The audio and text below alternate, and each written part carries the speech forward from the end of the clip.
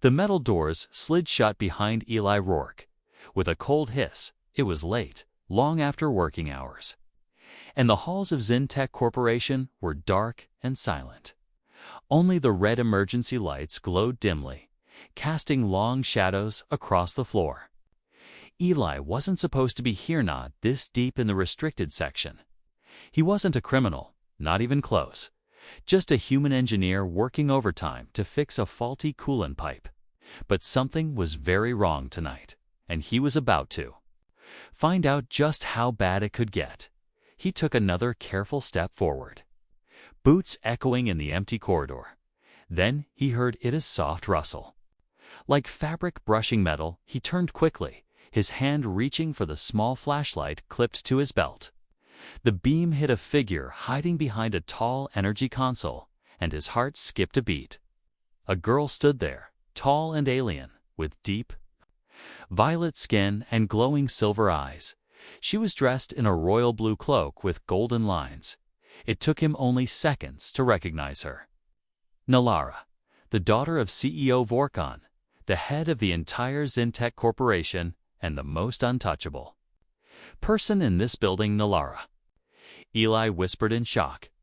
What are you? Before he could finish, alarms blared through the facility. Red lights flashed like angry eyes. A robotic voice shouted across the intercom. Alert, unauthorized presence detected in Sector 9. Initiating lockdown. Eli's blood ran cold. This was the worst possible situation. He was alone with the alien CEO's daughter, inside a restricted area. No one would believe this was an accident. The heavy stomp of armored security units echoed closer. Nalara stepped forward, eyes full of something fear, maybe guilt. Please, she whispered, voice soft but urgent. Don't tell them the truth. What? Eli asked, stunned. Before she could explain, the hallway filled with guards, 10 of them, fully armed. Weapons drawn and pointed straight at him, hands where we can see them, human. One of them barked. Eli raised his arm slowly. He looked at Nalara, expecting her to speak, to explain. But she didn't. She just stood there, silent, letting the guards grab him and slam him to the floor. His cheek hit the cold tile, and pain shot through his jaw. They cuffed his hands behind his back with magnetic locks. Suspect secured. One of the guards said, Wait. Eli tried to speak. I didn't, but the guard slammed a stun baton against his back. Pain exploded in his spine, and everything went blurry. As they dragged him down the hall, he looked up one last time.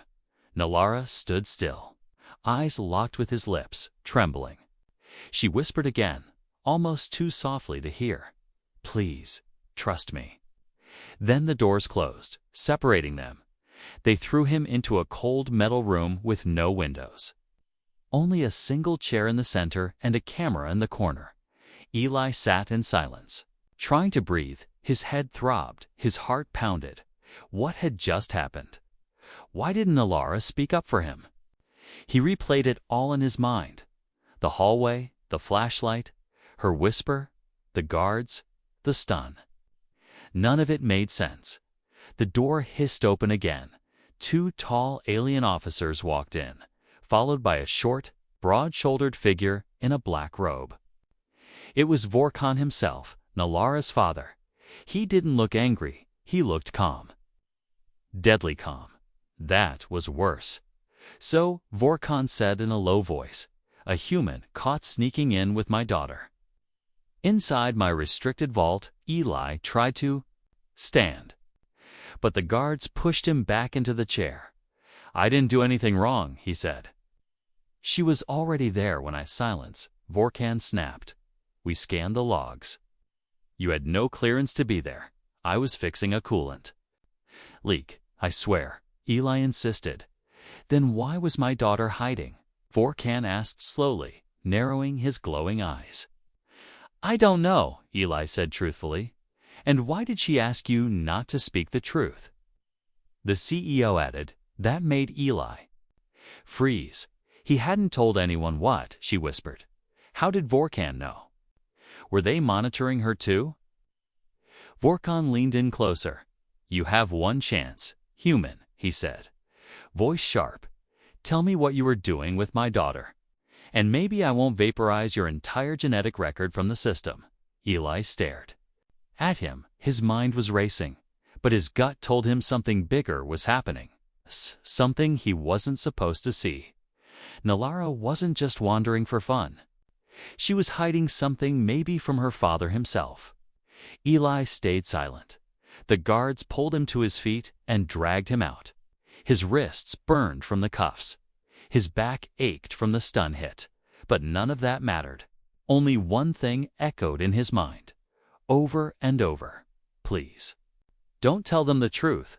Why did she say that? What truth was he not supposed to reveal?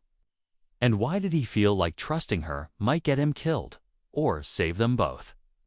Eli Rourke sat chained in a chair that wasn't made for humans.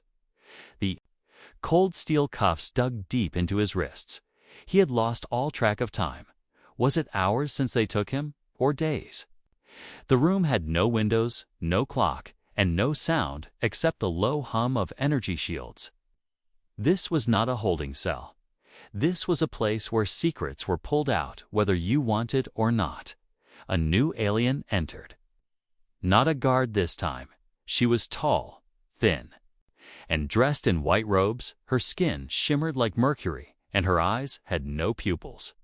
She looked almost peaceful, but Eli had heard rumors interrogators from the corporate core. They used machines that didn't break your bones, they broke your memories. She stepped in front of him and gave a slight nod. "I am not here to hurt you," she said calmly. "I am only here to make you." "Remember," Eli said nothing. She smiled softly. "You are protecting someone." "Maybe," he replied coldly. "You think you're strong?" She continued, turning on a scanner. "But pain doesn't break humans, does it?" And she waved her hand, and a beam of light scanned over his head. He felt a sudden rush of heat behind his eyes, like his brain was boiling, but he didn't scream. He clenched his jaw and thought of a lake back on Earth. Cold water, wind, silence, anything. But this room, after 2 more waves, the machine stopped. The interrogator frowned. "You're not resisting." "Or maybe I have nothing to confess," Eli answered, breathing hard. She leaned in close, her breath cold as ice. "But you do," she whispered. "You were there with Nalara, and she trusted you enough to say nothing." Eli looked her dead in the eyes and replied, "Then maybe she's smarter than you." The room went still. The interrogator's eyes darkened. "You may not survive the next session," she warned. Eli didn't care anymore. Meanwhile, deep inside the headquarters of Zintech, Nalara sat in a private chamber.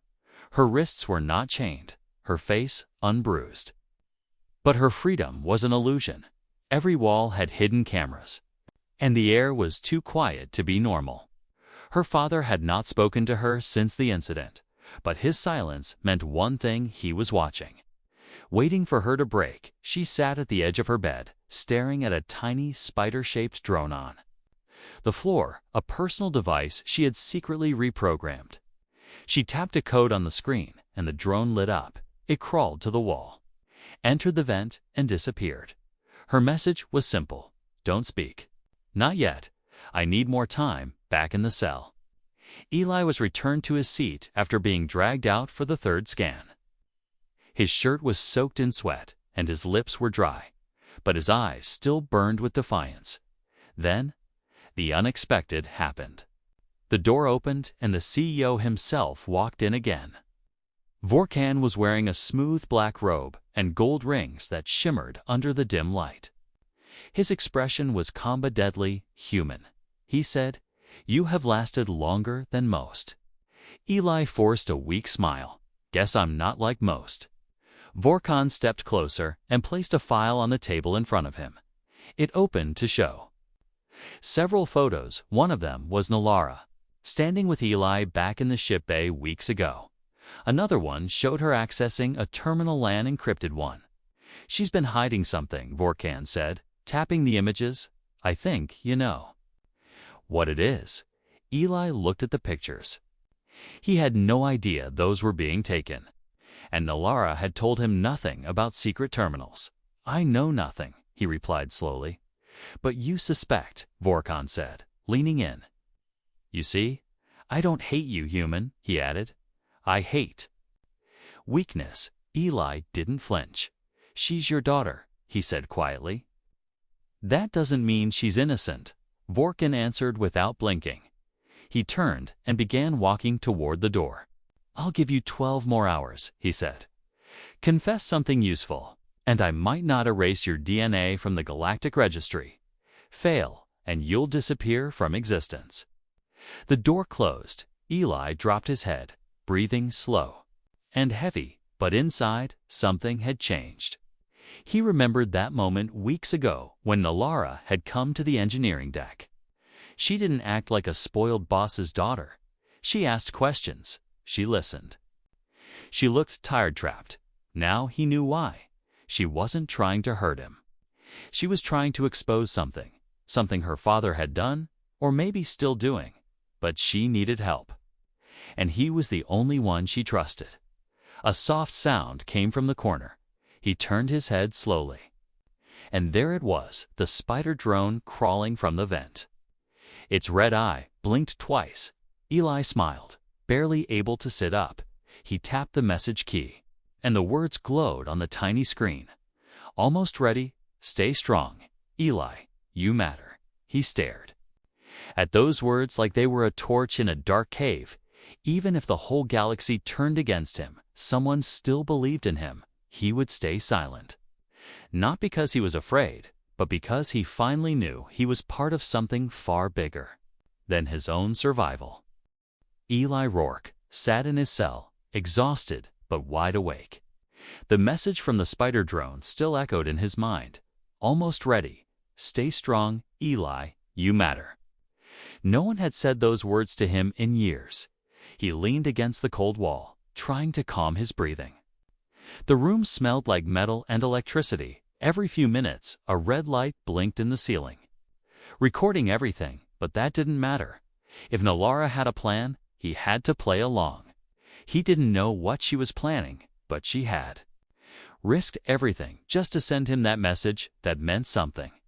Hours passed, maybe more. Eli had no way of knowing how long he was left alone. Then the door opened with a long hiss. He expected more guards, maybe the cruel interrogator again, but instead, a single alien stepped in. Someone new, someone strange. He was short for his species, with a soft gray face and thin robes. No weapons. No armor, just a calm presence. My name is Ashel, the alien said, voice smooth like oil. I work directly under Lord Vorkon. Eli narrowed his eyes. Another interrogator. He muttered. No, Ashel replied, smiling gently. I'm a negotiator. Eli laughed bitterly. You're a little late for that, am I? Ashel asked, pulling a chair across from him. Because I come with an offer, a very generous one. Eli raised an eyebrow. Ashel leaned forward, folding his hands. Tell us what the girl is hiding, he said. Give us what we need, and you walk free. No torture. No more questions. We'll even return you to Earth. Eli didn't speak. He waited, watching carefully. Ashel continued. You're not from a wealthy colony, Mr. Rourke. You grew up in Sector 8, poor, forgotten, no family left, no home. We looked into you. You are alone. That part stung, but it was true. He had no one left on Earth, no one to miss him if he disappeared. We will erase all charges, Ashel said softly. You'll be given a clean record, a transport ship, and credits to start a new life. Just tell us what Nalara is doing. Eli looked down at the table, thinking he could end this. He could walk away from pain, from fear, from all of it. But then he remembered Nalara's eyes, frightened but full of purpose. She wasn't just a rich girl sneaking around. She was risking her life for something. What if she's right? Eli said suddenly. Ashel tilted his head. Excuse me? What if she's not doing anything wrong? Eli asked again. What if it's her father who's hiding something? Ashel didn't smile this time. He slowly leaned back in his chair. That's a dangerous question, he said quietly. Eli nodded. That's what I thought. The room went silent. Then Ashel stood, brushed off his robe, and said, You have one cycle to reconsider. He walked to the door, but stopped just before it opened. One more thing, he added. She won't survive much longer. She's been labeled unstable, and if she keeps refusing to speak, her own father will sign the order. The door slid shut behind him. Eli sat alone again, but now his chest felt heavy. He couldn't let that happen across the facility. Nalara sat on the edge of her bed, her fingers trembling. She had hacked into 3 systems now: the drone network, the vent access, and 1 camera in the East Wing. But it wasn't enough. She needed Eli's help. Only he could access the internal security mainframe. She didn't know the human programming codes. She typed another quick message into the drone. I need your help now. The timer's almost over. Meet me in vent shaft D12 in 2 cycles. She sent the drone back into the walls, hoping he'd understand. Her heart raced. She had always lived under her father's shadow, but now she was finally doing something that mattered. Even if it killed her, the next time Eli's door opened, he didn't resist. 2 guards came in, ready to drag him out again, but instead of taking him to interrogation, they took him to the lower wing, to a room with no cameras, and inside was Nalara. She stood in the middle of the room, her cloak torn, her eyes tired, but still glowing. You came, she whispered. You look terrible, Eli replied, managing a half smile. So do you, she said. And for a moment, they almost laughed. Then reality returned. Nalara stepped forward, lowering her voice. There's a vault under the central tower, she said. My father has something there, something forbidden. He's been using Zintech resources to build a weapon that could destroy entire planets. Eli blinked. That's insane. It's real, she said. And he's going to use it. I need you to break the codes. Just 1 firewall. I'll handle the rest. Eli hesitated. This wasn't just rebellion. It was treason. Galactic level treason. But when he looked into her eyes, he didn't see a liar. He saw someone ready to die for the truth. I'll do it, he said finally. Nalara smiled. Then let's rewrite the story they've already written for USA. Loud hiss echoed as the vent cover dropped to the floor. Eli crawled out first, his clothes stained with dust and grease. Behind him, Nalara followed, careful and quick. They landed inside a dark maintenance tunnel, deep under the Zintech corporate tower. This part of the building wasn't on any map. Only a handful of engineers had access. And Eli wasn't one of them, not officially. But years of repairing systems had taught him how the place was built, and how to go where he wasn't supposed to. Nalara activated a small blue orb in her hand, and soft light filled the tunnel. Her eyes scanned the walls, then met his. You're sure it's down here? She asked, voice low. Eli nodded, wiping sweat from his brow. I saw the old schematics before they wiped the public servers. There's a hidden vault under this floor. I always thought it was a power backup. It's not. They moved carefully through the narrow passage, their footsteps echoing softly. The air grew colder with each step. Pipes hissed above them, and wires dangled from the ceiling like vines. It felt like entering the lungs of a sleeping beast, finally. They reached a steel wall with no door, just a single control panel with a keypad and a palm scanner. Eli crouched beside it and opened the access plate, revealing old circuits and dusty wires. This system's at least 20 years old, he said. That's good for us. Old security means old weaknesses. Nalara stood guard while Eli worked. She held a plasma knife in one hand, her fingers tight on the grip. She wasn't trained to fight. She was trained to rule. But tonight, She was risking everything like a soldier. "Why are you doing this?" Eli asked, without looking up. "Your father's the most powerful man in 3 sectors.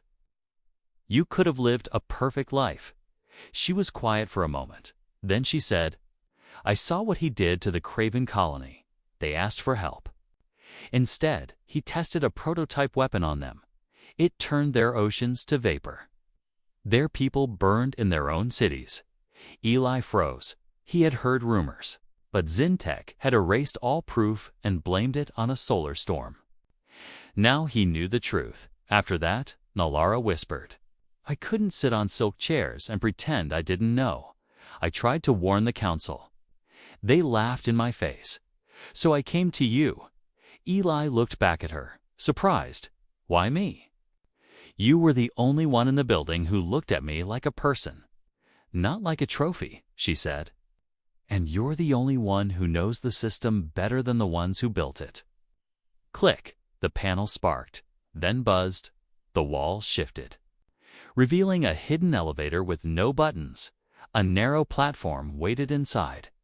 Nalara stepped forward, then turned to him. "Once we enter, there's no going back." "I'm fine with that," Eli said, stepping beside her. The doors closed with a heavy thud. The elevator dropped in silence, deeper and deeper. Neither of them spoke. They both knew what could be waiting at the bottom. When the doors opened, it wasn't fire or alarms. It was silence. A massive underground chamber spread out before them, cold and metallic. Rows of black pillars lined the room like soldiers, and at the center, a glowing orb suspended in midair, pulsing slowly like a heartbeat. "That's it," Nalara said. Stepping forward slowly, the planetary destabilizer core. Eli stared at the device, stunned. He had never seen anything like it. It didn't look like human or alien tech. It looked old or ancient. "You said your father built it?" Eli asked, confused. "He found it," Nalara said. "But he built the system that controls it. This chamber is wired directly to the orbital defense grid, if it's ever activated. It won't just destroy a city, it will fracture a planet." Eli moved to the control station and examined the interface. "I can access the override," he said, "but I'll need time." Nalara nodded, taking position near the door. "I'll give you every second I can," she said. Minutes passed. Eli's fingers flew over the panel, bypassing locks, disabling firewalls. The system fought back, like it knew he didn't belong. But Eli pushed harder. Suddenly, an alarm flashed on the screen. "Unauthorized access detected. Security forces inbound. They're coming," Nalara shouted, gripping her weapon. Eli kept working, sweat pouring down his neck. "I just need 30 more seconds." The chamber shook as the first blast hit the outer door. A red light blinked overhead, and a cold robotic voice began a countdown. "Containment failure in 60 seconds." Nalara raised her plasma knife, heart pounding. Shadows moved behind the glass windows above. Guards, drones, death. Then Eli hit one final key. The control panel turned green. The orb dimmed, the system shut down. "It's offline," he breathed. "You did it." Nalara whispered, eyes wide. A second later, the emergency vent opened behind them. She grabbed his arm. "This way." As they crawled back into the tunnel, smoke filling the vault behind them. Eli looked back one last time. That weapon, the thing that could have ended worlds, now pulsed quietly, harmless. But he knew this wasn't over. They had stopped it for now, but Zintech wouldn't let them go so easily. The desert wind stung Eli's face as he pulled the cloak tighter around his body. The twin suns of planet Juno were setting, painting the sky in deep orange and purple. He glanced behind him, making sure no shadows followed. Beside him, Nalara walked in silence, her boots crunching softly in the dust. They had escaped, but only just. 2 nights ago, they had destroyed the core controls of the planetary weapon. But escape hadn't been easy. Alarms rang across the entire Zintech tower. Nalara had used an old service tunnel that led to a forgotten underground hangar. There, Eli had hot-wired a cargo shuttle and barely managed to lift off while drones fired at their engines. Now they were fugitives, their names marked in red across every planetary security network. Wanted for treason, sabotage, and conspiracy.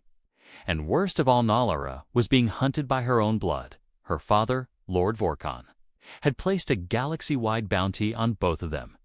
Dead or alive, the message read, but everyone knew what that really meant. Dead. Eli coughed and glanced at Nalara. "You okay?" he asked. She didn't answer right away. Then she nodded. "I've slept on silk my whole life," she said, "but I think I prefer sand." They found an abandoned fuel station buried under years of dust and vines. Inside was an old storage room with half a roof and a broken fan. It wasn't much, but for now, it was safe. Eli sat against the wall and took out a small portable screen he had managed to salvage.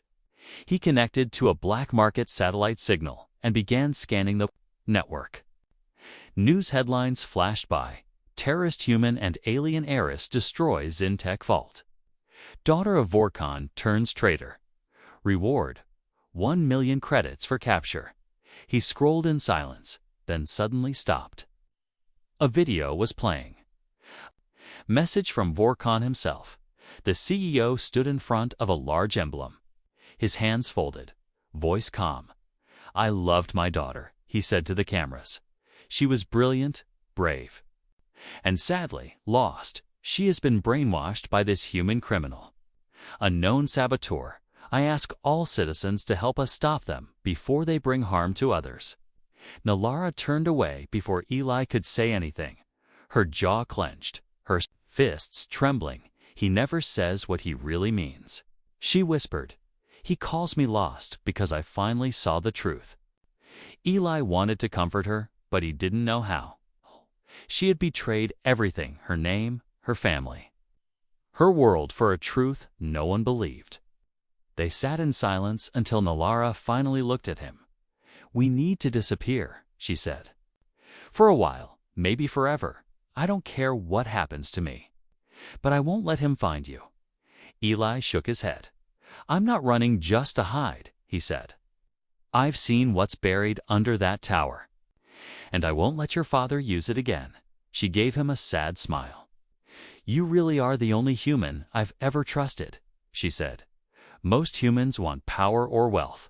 You want to fix things." Eli smirked. "I'm an engineer," he said. "Fixing broken things is all I know." Hours later, they were back on the move, this time heading toward the edge of the wastelands. They had one goal left: to reach an old communication relay station and send a warning across the stars.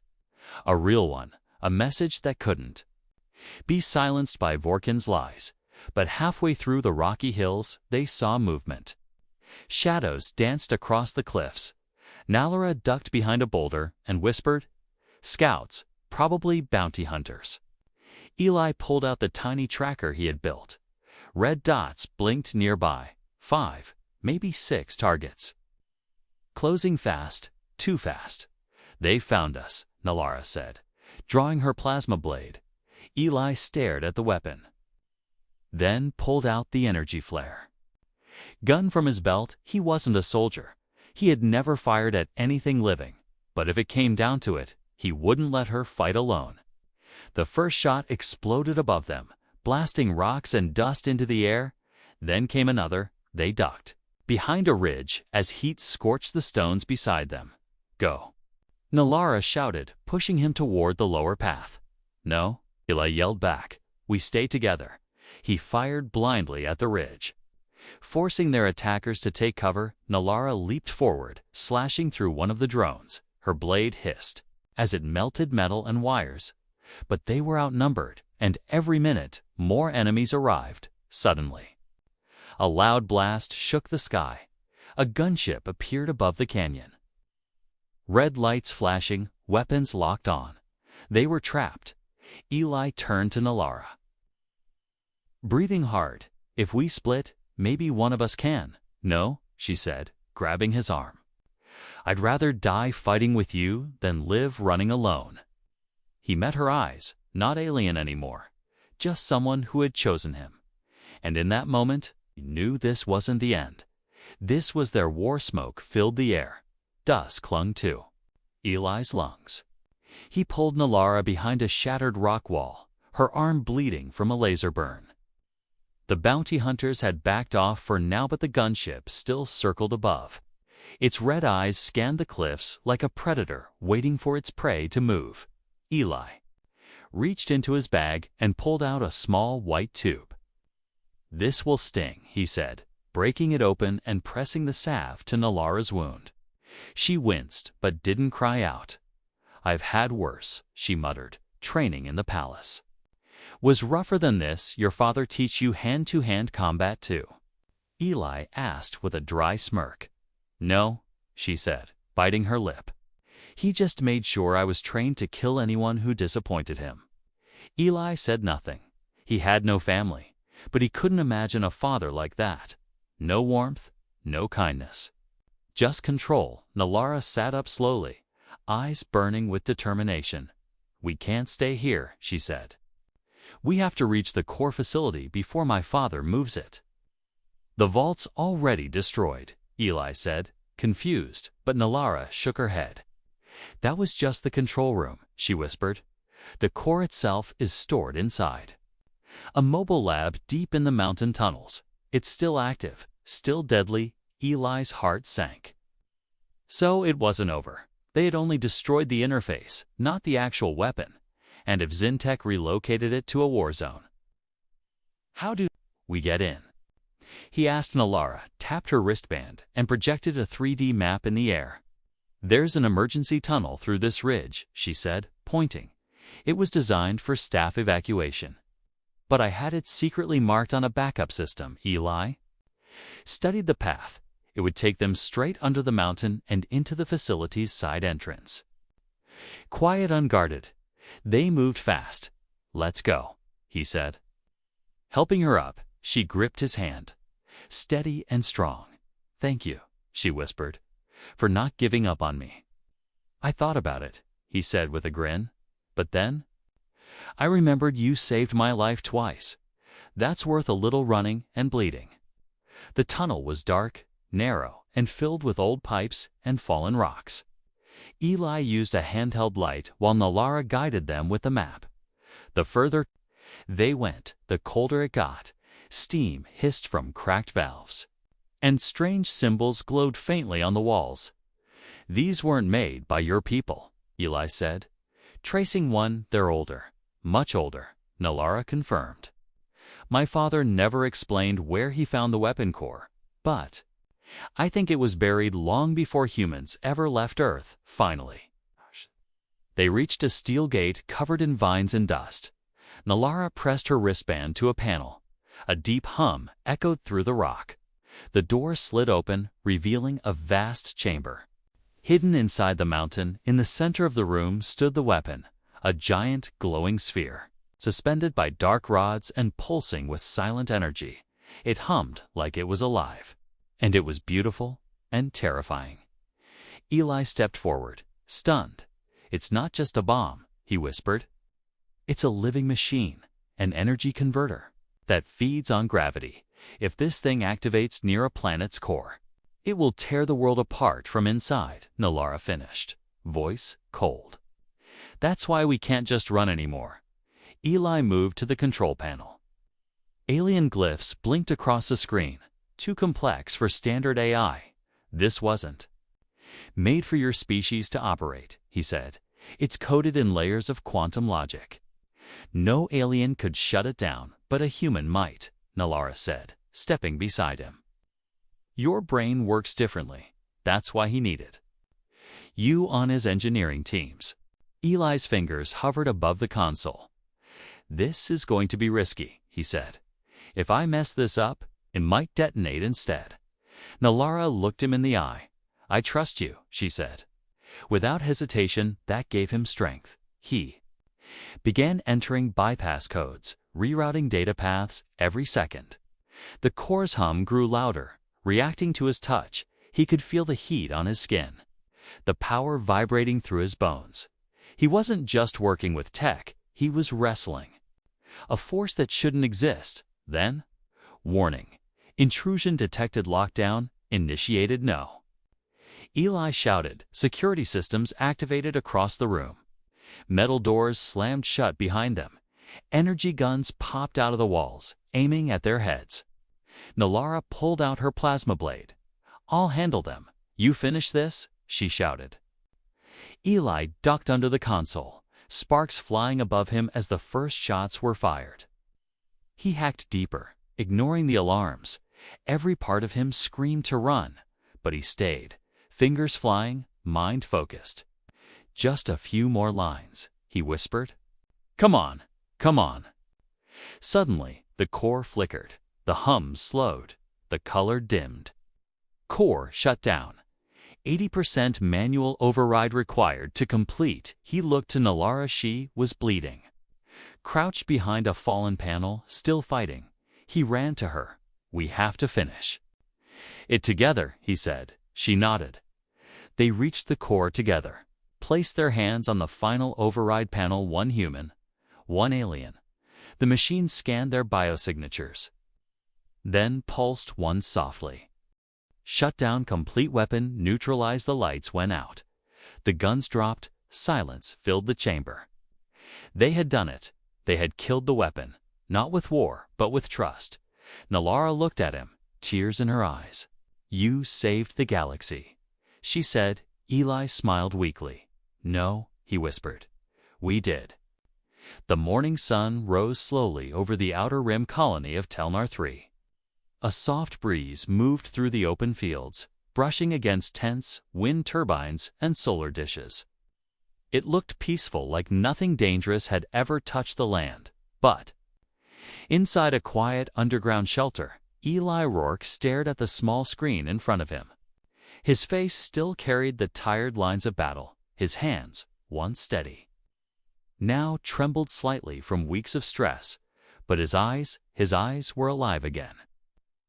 The message on the screen read, Zintech Planetary Core weapon officially decommissioned. Investigations underway. CEO Vorkan under trial for crimes against galactic peace. He leaned back in the old metal chair and closed his eyes. It was over. For now, a quiet knock came from the door. Nalara stepped in, wearing simple travel clothes. No longer the silk-cloaked daughter of a tyrant, her wounds had healed. Her spirit had not broken. But like Eli, she was changed. They confirmed it. She asked softly. Eli nodded. They can't deny the data we sent from the core facility. Thousands of files, video logs, schematics, everything. It was enough. Nalara smiled, but it was a tired smile. Even now, they call us traitors in some sectors, she said, but at least the truth is out there. They had leaked everything through a resistance-cum satellite hidden inside a gas cloud. It had reached journalists, peace councils, and whistleblowers across 5 systems. Zintech couldn't cover it up anymore. Not even Lord Vorkan could. Silence the storm that followed, but they still don't know where we are. Nalara added, sitting beside him, and we can't stay here forever. Eli nodded slowly. I've been thinking, he said. There's a colony on the edge of neutral space. They need engineers. They've got nothing but scrap tech and broken towers. Nalara smiled again, this time more real. And what about me? She asked playfully. Eli looked at her, then said, I think they could use a new leader, to someone who's not afraid to fight for the truth. They sat together for a moment, letting silence speak for them. It had been a long road from being strangers in a restricted vault to partners in survival. Now they were more than fugitives. They were survivors, rebels, and maybe something deeper. Later that day, a small scout ship landed quietly behind the colony ridge. Inside, an old friend waited, a female alien named Retha, one of Nalara's childhood guards who had secretly joined the resistance. You, too, really shook the stars, Retha said with a grin. Vorkun is under house arrest in the capital. Half his board members have turned against him. He'll try to escape, Nalara said. He always finds a way. Maybe, Retha replied. But this time? The galaxy's watching. She handed Eli a small Cuba reward token from the Resistance Council. It was marked with the seal of unity and justice. You could buy a ship with this, she said, or a new identity. Eli stared at the cube. He never cared about wealth, but freedom, that was priceless. We'll take the ship, he said, but not to disappear. We're going to help build again, make something worth protecting. Retha nodded. That's what makes you dangerous, she said with a wink. You build, while the rest of them only know how to destroy, as the ship lifted off into the pale sky. Eli sat beside Nalara in the co-pilot's seat. The stars stretched out before them, endless and wild. We don't have a home, Nalara said quietly.